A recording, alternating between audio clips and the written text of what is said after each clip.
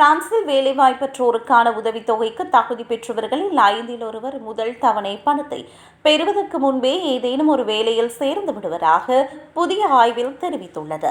எனினும் இவர்களில் பெரும்பாலானோர் குறுகிய கால தற்காலிக வேலைகளிலேயே சேருவதாக அந்த ஆய்வு குறிப்பிடுகிறது.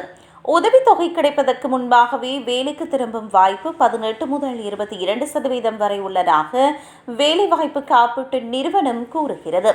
ஆனால் உதவித்தொகை கிடைக்க தொடங்கிய முதல் மாதத்தில் இந்த விகிதம் 9 முதல் 11%ஆகவும், இரண்டாவது மாதத்தில் 7 முதல் 9%ஆகவும் படிப்படியாக குறைகிறது. எனினும் 4வது மாதத்திற்குள் 50%ஆனோர் ஏதேனும் ஒரு வேலையை பெற்றுவிடுகின்றனர். உதவித்தொகைக்கு தகுதி பெற்றவுடன் பலர் வேலைக்கு சேர்ந்தாலும் அதில் 4 ஒருவருக்கு மட்டுமே அது நிரந்தர வேலையாக அமைகின்றது. மீதமுள்ளவர்களில் 3 ஒரு பகுதியினர் வேலை மட்டுமே 6 மாதங்களில் அல்லது அதற்கு மேல் நீடிக்கிறது. இதனால் தற்காலிக பணியாளர்கள் மீண்டும் மீண்டும் வேலை இழந்து உதவித்தொகையை நாடும் சுழற்சிக்குள் சிக்குகின்றனர்.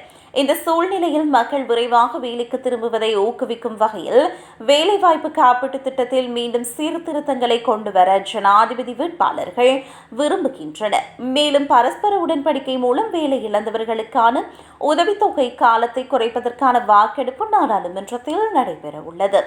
24 மாதங்கள் வரை உதவித்தொகை பெற தகுதியுடையவர்கள் சராசரியாக அதிக வயதுடையவர்களாகவும் நல்ல கல்வி தகுதி கொண்டவர்களாகவும் உள்ளதாக தெரிவிக்கப்படுகிறது.